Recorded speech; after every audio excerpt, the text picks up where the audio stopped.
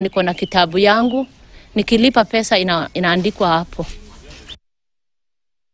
Kwa miaka mingi jamii ya ukoo wa Ajuran inayoishi katika kaunti ya Wajir imeachwa nje kwenye nyadhifa za juu za uongozi serikalini.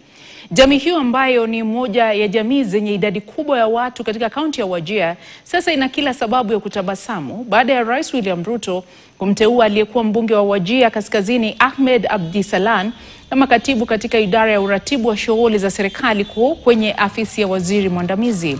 Uteuzi huu umekuwa afueni kwa jamii hiyo, na sasa wazee wa Ajuran wameungana kumshukuru Rais William Ruto na aliyekuwa waziri mkuu Raila Odinga kwa kujali maslahi yao. Omolo Odinga na William Samoei Ruto wapi? Na wale ambaye walikuwa wamefunga mtego, ya ukabila wamenaswa, paka kila mtu Kenya hii wamepata nafasi yao, paka Kenya mzima imekuwa moja, hakuna ukabila Kenya, ndio kila sasa wale wako marginalized wamepata PS Kenya. Kwa hivyo tunashukuru Raila Omolo Odinga na His Excellency William Samoei Ruto. Ni kubwa kwa serikali ya Kenya kwanza.